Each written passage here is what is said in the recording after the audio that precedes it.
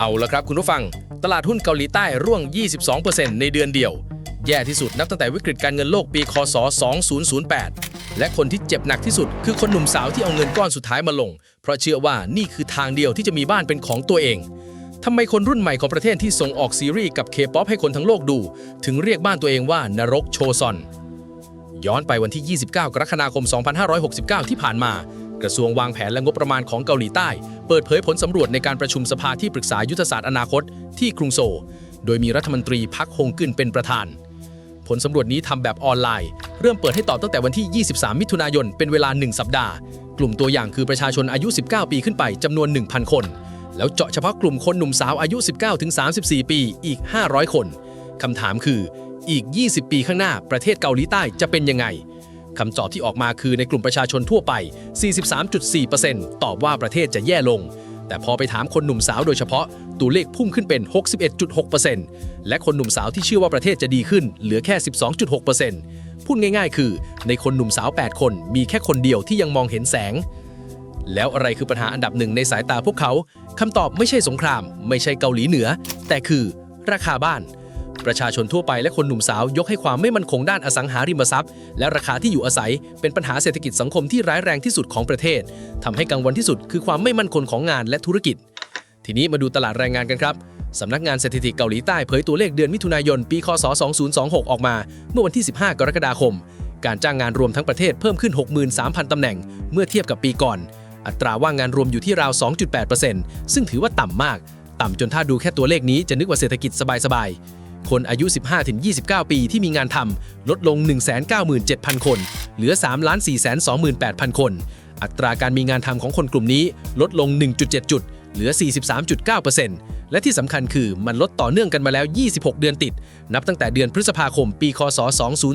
2024คิมยงบอมเลขาธิการฝ่ายนโยบายประธานาธิบดีเขาโพสต์ลงโซเชียลเมื่อวันที่ 18 กรกฎาคมโดยบอกว่ากลไกการสั่งสมทักษะของสังคมทั้งระบบกำลังพังลงเพราะปัญญาประดิษฐ์เข้าไปแทนที่งานระดับต้นๆที่เด็กจบใหม่เคยได้ทำแล้ววันที่ 23 กรกฎาคมเขาแถลงต่อผู้สื่อข่าวต่างประเทศว่าการเติบโตแบบไม่สร้างงานในยุค AI มีลักษณะพิเศษคือมันทำให้ช่องทางเริ่มต้นอาชีพหายไปทั้งช่องบริษัทไม่รับคนใหม่ส่วนคนหางานก็ไม่เหลือประตูให้เข้าเขาใช้คำว่าการจ้างงานคนหนุ่มสาวกำลังตกหน้าผารัฐมนตรีแรงงานคิมยองยุนแย้มไว้เมื่อวันที่ 10 สิงหาคมตอนรายงานงานต่อประธานาธิบดีที่ทำเนียบว่ากำลังจะออกนโยบายชื่อชั่วคราวว่าระบบรัฐรับผิดชอบประสบการณ์อาชีพแรกของคนหนุ่มสาวเขาพูดว่าในโลกนี้ไม่มีคนมีประสบการณ์ที่ไม่เคยเป็นคนใหม่มาก่อนระบบแบบที่เป็นอยู่จึงไปต่อไม่ได้ตัวเลขที่หนักกว่านั้นคือ Seoul Economic Daily รายงานเมื่อวันที่ 6 สิงหาอ้างสถาบันแรงงานเกาหลีว่า3 ปีนับจาก ChatGPT แพร่หลายงานของคนหนุ่มสาวหายไป 210,000 ตำแหน่งขณะที่งานของคนอายุ 50 ขึ้นไปเพิ่มขึ้น 200,000 ตำแหน่ง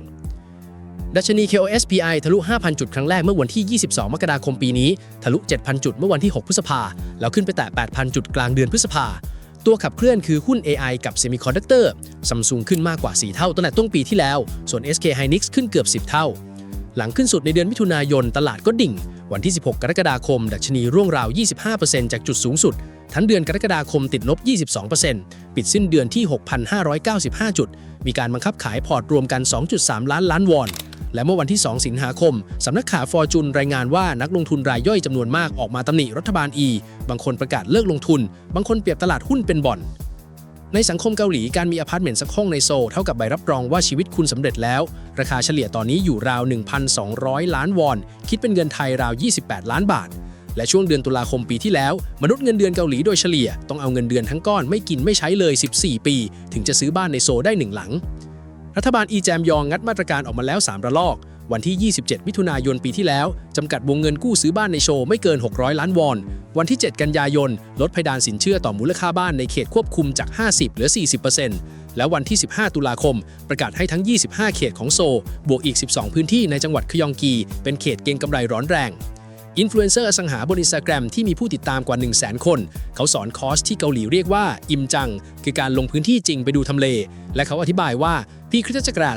2021 ราคาบ้านพุ่งเพราะช่วงโควิดรัฐปล่อยเงินจำนวนมากออกมาช่วยธุรกิจเล็กและคนตกงานพอสภาพคล่องในระบบเพิ่มมูลค่าของเงินก็ลดราคาบ้านจึงพุ่งแล้วพอรัฐออกมามาตรการคุมบางพื้นที่คนก็แห่ไปซื้อพื้นที่ที่ไม่ถูกคุมแทนราคาที่นั่นก็ขึ้นตามอีก วันที่ 3 สิงหาคมสำนักข่าวรอยเตอร์รายงานเรื่องคนหนุ่มสาวเกาหลีแห่ไปหางานในญี่ปุ่นคนที่บุกเบิกคือโมเอะคาซุไงอดีตนักศึกษามหาวิทยาลัยยอนเซเธอต้องบริษัทจับคู่คนหางานเกาหลีกับนายจ้างญี่ปุ่นชื่อ KOREC ตั้งแต่ปีค.ศ. 2019 เธอบอกว่าเธอประหลาดใจมากที่คนเกาหลีเก่งขนาดนั้นกลับหางานไม่ได้และหลายคนพูดญี่ปุ่นได้ด้วยตัวเลขจากสำนักงานพัฒนาทรัพยากรมนุษย์เกาหลีระบุว่าปีที่แล้วมีคนหนุ่มสาว 2,257 คนได้งานในญี่ปุ่นผ่านโครงการที่รัฐสนับสนุนเพิ่มขึ้น 47% จากปีคศ. 2024 ทำให้ญี่ปุ่นกลายเป็นจุดหมายอันดับหนึ่งขณะที่คนไปทำงานสหรัฐลดลง 29%และชาวเกาหลีกว่า 80,000 คนที่ทำงานอยู่ในญี่ปุ่นตอนนี้ไม่ได้ทำงานใช้แรงเหมือนแรงงานต่างชาติกลุ่มอื่นแต่ทำงานสายวิชาชีพทั้งค้าปลีกIT และอุตสาหกรรมพัฒนาเกมค่าจ้างเฉลี่ยในเกาหลีใต้ตอนนี้สูงกว่าในญี่ปุ่นเล็กน้อยแปลว่าคนเหล่านี้ยอมย้ายประเทศไปรับเงินที่น้อยลงคำว่านรกโชซอนมาจากไหนคำนี้ระเบิดขึ้นมาในปีคศ. 2015 โชซอนคือชื่อราชวงศ์เกาหลีโบราณยุคที่ชนชั้นถูกกำหนดตั้งแต่เกิดและเปลี่ยนไม่ได้คนรุ่นใหม่หยิบชื่อนี้มาใช้เพราะรู้สึกว่าสังคมวันนี้ก็เหมือนกันคือความพยายามส่วนตัวไม่มีผลอะไรเลยคู่กับมันคือทฤษฎีช้อนใครเกิดในบ้านรวยเรียกช้อนทองชนชั้นกลางเรียกช้อนเงินส่วนเกิดในบ้านรายได้น้อยเรียกช้อนดินและยังมีคำว่ารุ่นแอนโพ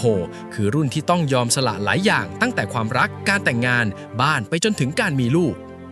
หนุ่มสาวเกาหลีสมัยนี้คำถามของพวกเขาไม่ใช่หนูจะมีงานทำไหมแต่คือหนูจะมีบ้านไหม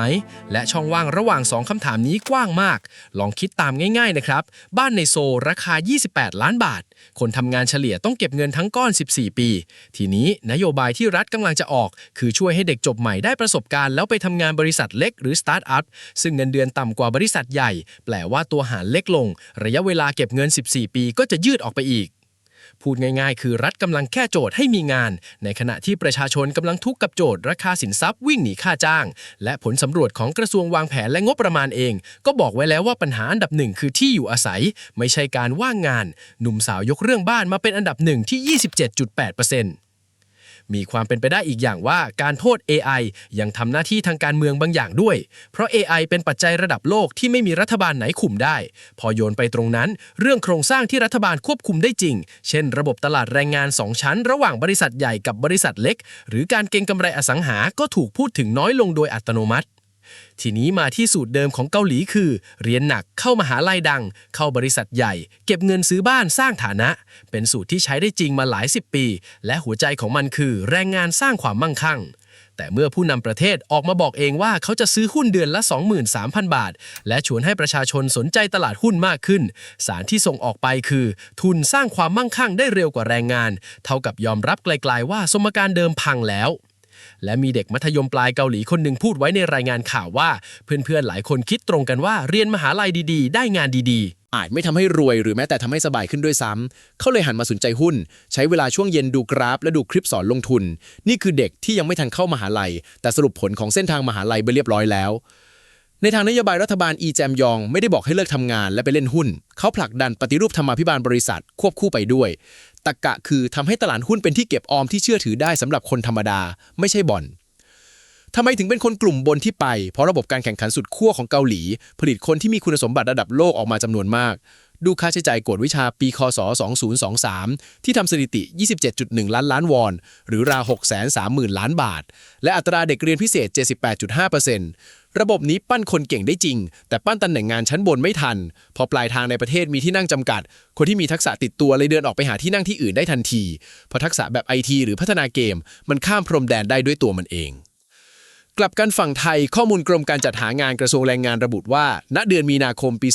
2569มีแรงงานไทยทำงานถูกกฎหมายในต่างประเทศรวมกว่า 220,000 คน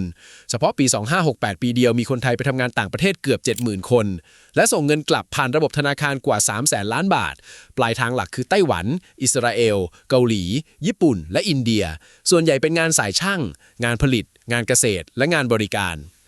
ความต่างอยู่ที่ว่าระบบผลิตคนแบบไหนออกมาเกาหลีมีระบบการศึกษาที่ผลักคนขึ้นข้างบนแรงมากแต่ปลายทางแคบจึงเกิดแรงดันออกที่ยอดพีระมิดส่วนไทยมีปัญหาความเหลื่อมล้ำเชิงโครงสร้างตั้งแต่ฐานคือคนจำนวนมากเข้าไม่ถึงการศึกษาและทุนที่จะไต่ขึ้นข้างบนตั้งแต่แรกแรงดันจึงเกิดที่ฐานพีระมิดแทนคนที่ออกไปจึงเป็นแรงงานที่ขายแรงไม่ใช่คนที่ขายทักษะเฉพาะทาง